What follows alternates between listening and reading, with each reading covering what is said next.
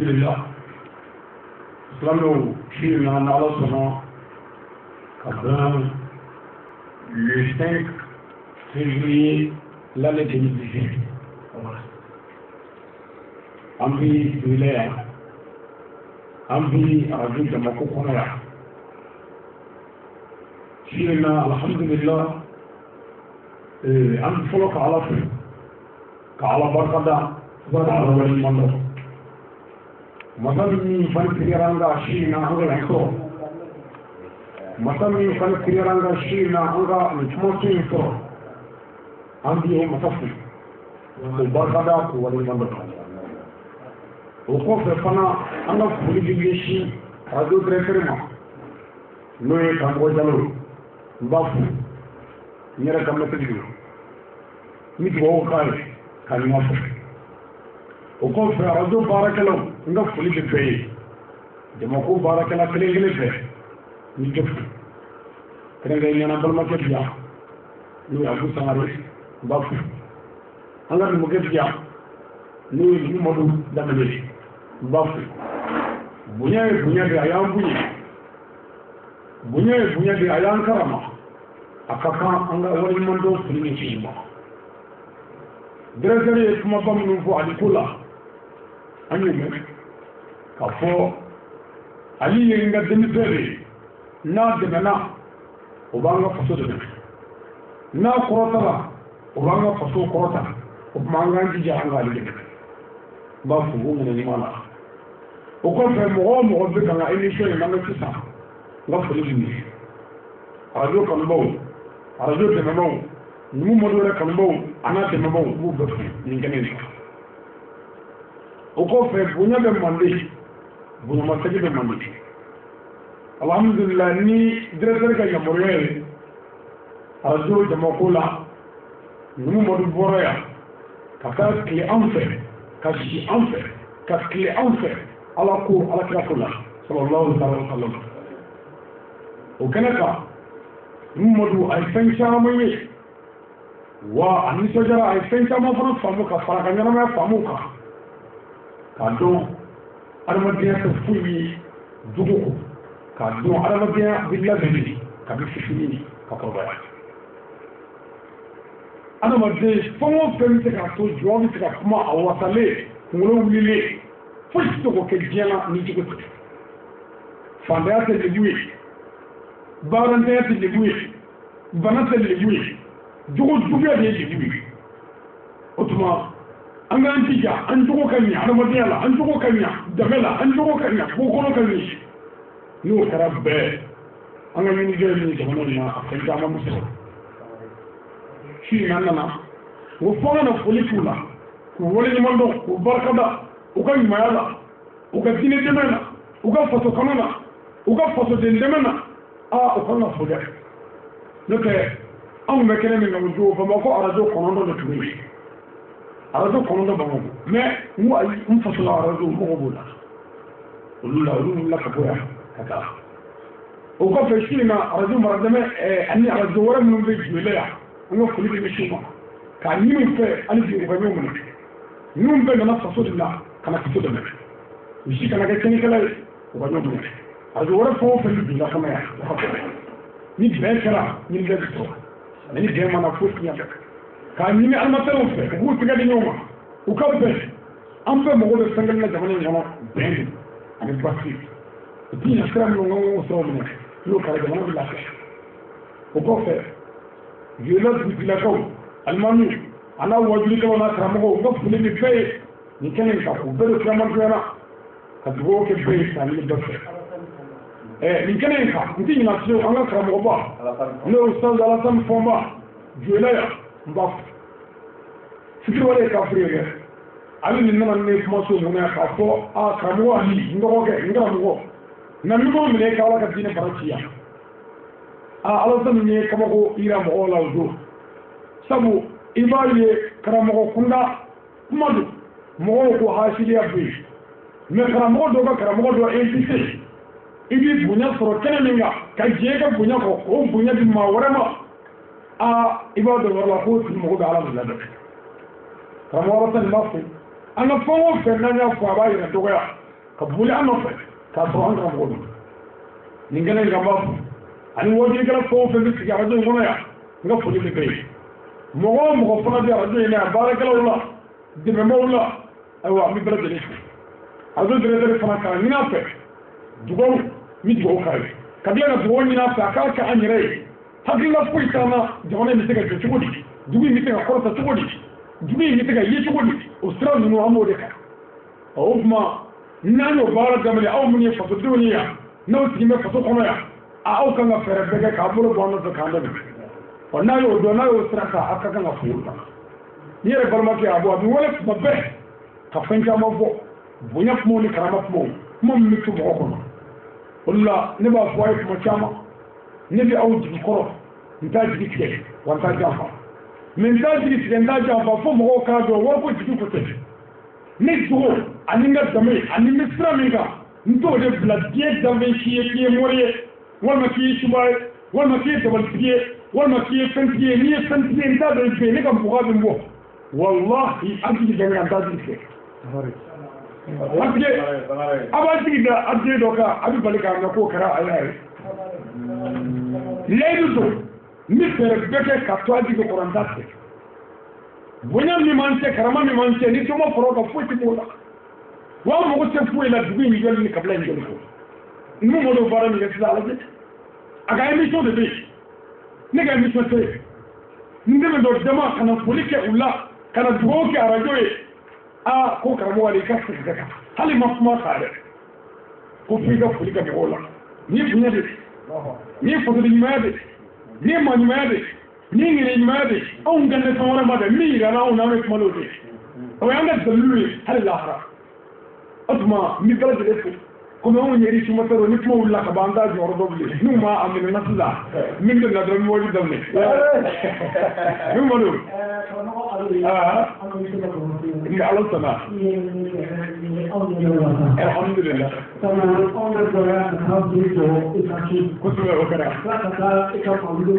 akara alhamdulillah on min tarana mo ando mo na fala tamatolo onna ke ni la na awa mo ngora ya awa kata utre jokana tanjore imachawi no ibarawi no ijila mowi no ada kalmo autan formai kata sege ka maulu kirana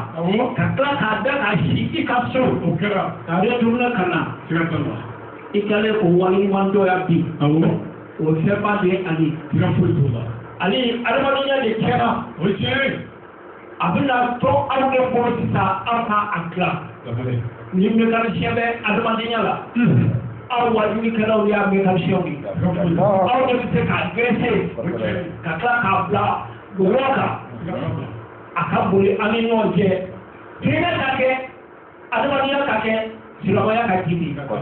otmani o warayata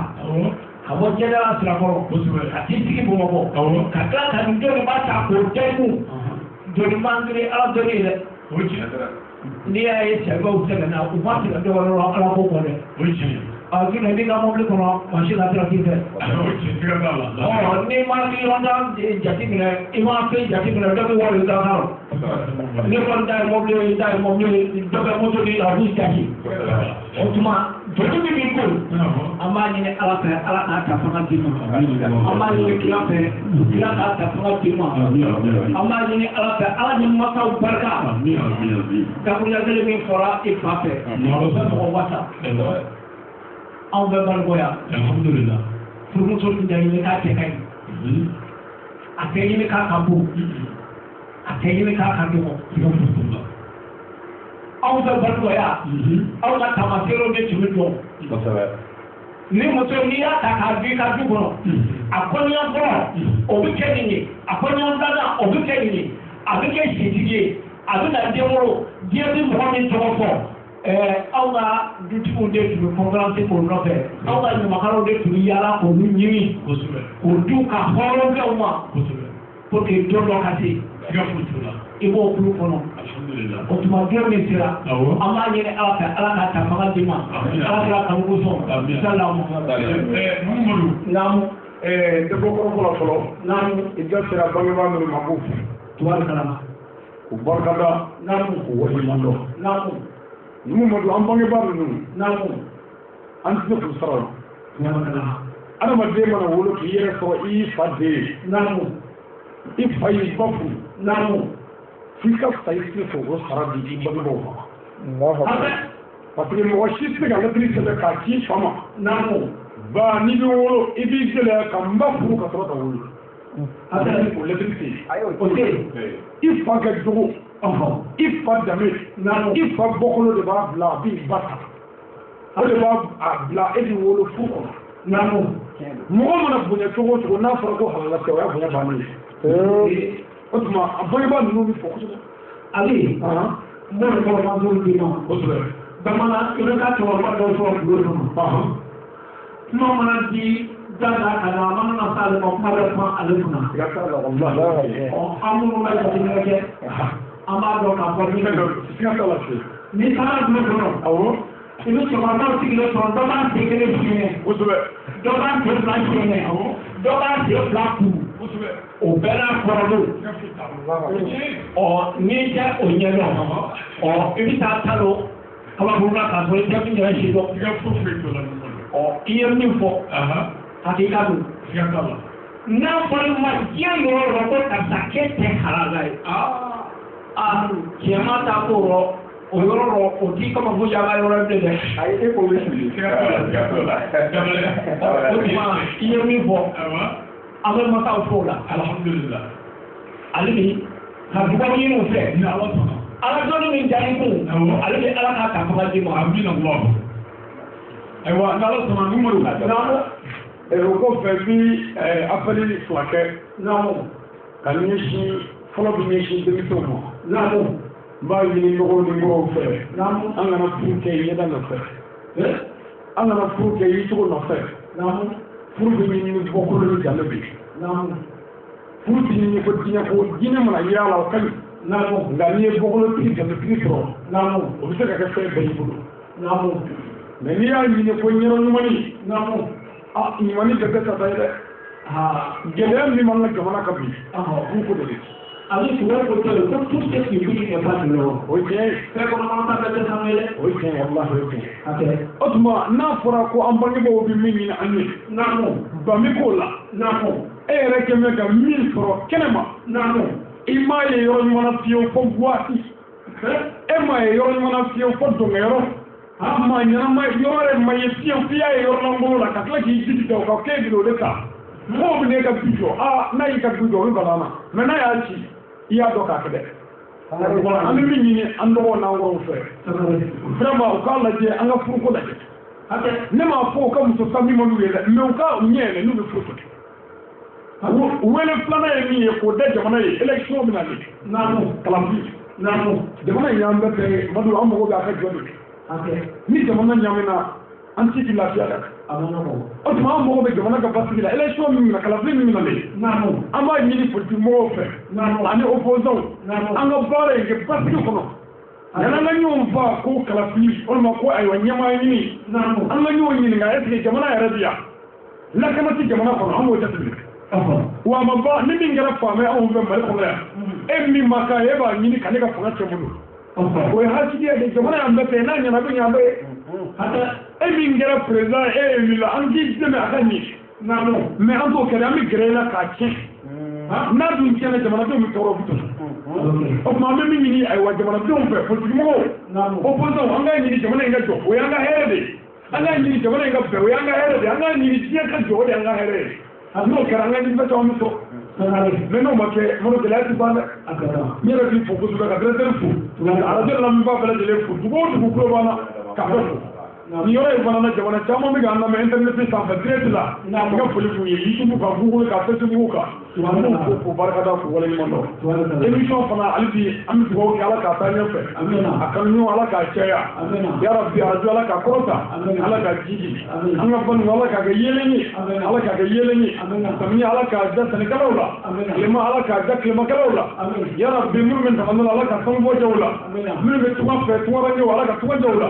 minnu bɛ kɛ yɛrɛ baara la yarabi ala ka garisɛgɛw foni minnu bɛ jago la yarabi ala ka sugu ja minnu yarabi ala k'i yɛrɛ n'an yɔrɔ fɛn dɔ bɛ an ni ɲɔgɔn cɛ ka fɔ biɲɛ fulaw ni numu fɛn dɔ b'u cɛ ani sarakɔrɔ fulaw ni numu fɛn dɔ bɛ fɛn min bɛ an ni ɲɔgɔn cɛ an ka diinɛ ko baasi foyi t'o la diinɛ y'o dalen to a nɔ na sabu diinɛ y'a ye o b'ale dɛmɛ de n'o bɛɛ kun tɛ an ti t'u diɲɛna fiyewu Mali kɔnɔ yan ayi o fɛn in de bɛ caman ni caman cɛ o b'a to ni e bolo fili la n bɛ se k'a f'i ye bonya kɔnɔ a bɛ fili la o b'a to ni ne fili la i bɛ se k'a fɔ n ye bonya kɔnɔ a bɛ fili la nka n'o sinankunya bɔra an cɛ ni ko bɛ ne ka fili fɔ kuma dɔw bɛ tɔɔrɔ dɛ o tuma hali bi an bɛ dugawu kɛ o min b'an cɛ ala ka dɔ fara o kan ala ka dɔ fara o kan jamana ala ka basigi ala k'a kisi kira bonya kama sallallahu alaihi wa sallam n bɛ bɔ kɔrɔfɔ la yan ka yafa ɲini émission lamɛnbaaw fɛ ka tila ka yafa ɲini Madu yɛrɛ fɛ ka yafa ɲini secrétaire fɛ ka yafa ɲini Abu yɛrɛ fɛ ani lamɛnbaa bɛɛ lajɛlen Barabara tole ke be yafa ɲini ale fɛ sabu an b'ale de ka dungari n'o ye numukɛ Sanare ale ye i balima ye a bɛ Beɲɛna su in na de an bɛ k'ale balo mais kɔrɔ bɛ k'a kɛ karamɔgɔba dɔ de ka so n'o ye Babɛkɛ Danbele Tolibe kosɛbɛ i y'an sɔrɔ o de ka denbaya la ni Ala sɔnna basi t'a la fana i k'i sigi ka se ka dɔ tunun Babɛkɛ ka denbaya ta kunna o de taara ka bolo kɛ ni Ala sɔnna vraiment an bɛ yenkaw bɛɛ lajɛlen fo ka dugawu k'u ye tiɲɛ yɛrɛ yɛrɛ la nisɔndiyara su in na n bɛɛ lajɛlen ka émission ye a ɲɛna min bi Ala fɛ Ala y'o de kɛ a kun ka di Ala ye tan de ne ka bɛn émission in kan o tuma an ka foli b'u ye kosɛbɛ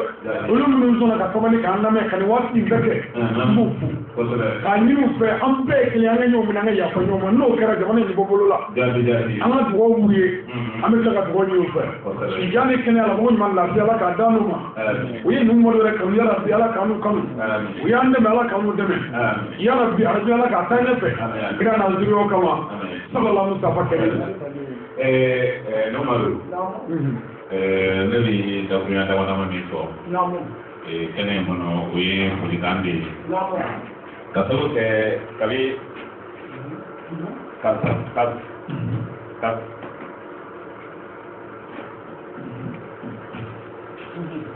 sababu kɛ fɛn min ye kabi ale ka nali fɔlɔ la yan ani karamɔgɔ Sani ayiwa an ye ɲɔgɔn ye an ye ɲɔgɔn dɔn ayiwa ni o tɛmɛnen kɔfɛ ka na se a ka mawuludu labɛn ma ayiwa fɛn min ye e yɛrɛ ninnu Madu ka tagali ye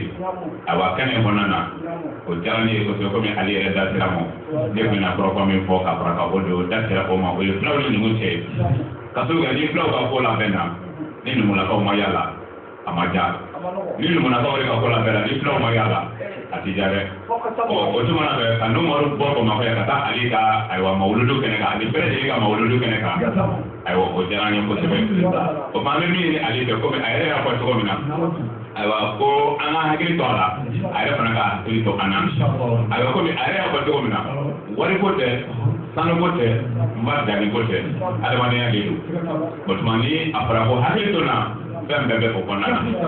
o tuma na fɛ ni Ala ni kira sɔnna ma ɲinan k'a kɛra cogo min na an b'a ɲini Ala fɛ Ala ka si jan ka ban an na san caman ta ka kɛ o cogo la Ala sɔnna ma an bɛɛ bɛ ye a kɛnɛ kɔnɔna na ka tila k'a da mɔgɔw tulo kan kuma bɛɛ tɛ se ka fɔ n'i ko k'an ka bɛɛ fɔ yan an bɛ si yan fɛn min ye ale ye an yɛrɛ ka den don karamɔgɔ tɔw la gosi kan an tɛ ka sababu kɛ ayiwa ni dɔ wulila k'o bɔra yɔrɔ wɛrɛ dɔ wulila k'o bɔra yɔrɔ wɛrɛ a bɛɛ ye Mali nka min yɛrɛ aw yɛrɛ ka mɔgɔ ye yan o kuma n'o nana aw fana ka kan a bolo don kɔrɔ aw fana ka kan a dɛmɛ ni dɛmɛna o ye kumakan cɛɲɔgɔn na ani fɛn wɛrɛw la minnu bɛ se k'a to n'a bɛ se ka sankɔrɔta o kuma o de sɛbɛkɔrɔ fana ka d'anw ye ayiwa dakurunya damadɔ min tun bɛ ne bolo ne Abu Sangare bolo ka ɲɛsin ayiwa n dɔgɔkɛ ta kan o de kɛra nin ye a bɛ bɛɛ lajɛlen fo ko bɛɛ ka yafa an ma. Vraiment bi Abu fo kosɛbɛ ka barika da vraiment Abu ka kuma ɲana kosɛbɛ Madu n'an ma kuma bila yan n'an bɛ kuma an sigilen bi siya dɛ an bɛ dugawu kɛ ka yafa ɲini bɛɛ fɛ ka yafa ma Ala kama tiɲɛna an nana an mélanger émission la mais yafa ɲini dɔ fana bi kɛ bɛɛ lajɛlen fɛ an karamɔgɔw ka yafa ma émission tigiw ka yafa ma lamɛnnikɛlaw ka yafa ma ni Ala sɔnna don nataw la an bɛ ɲɔgɔn sɔrɔ nin kɛnɛ in kan a n'a jara la bi yafa ɲini bɛɛ fɛ assalamu alaikum wa rahmatullahi ta'ala wa barakatuh.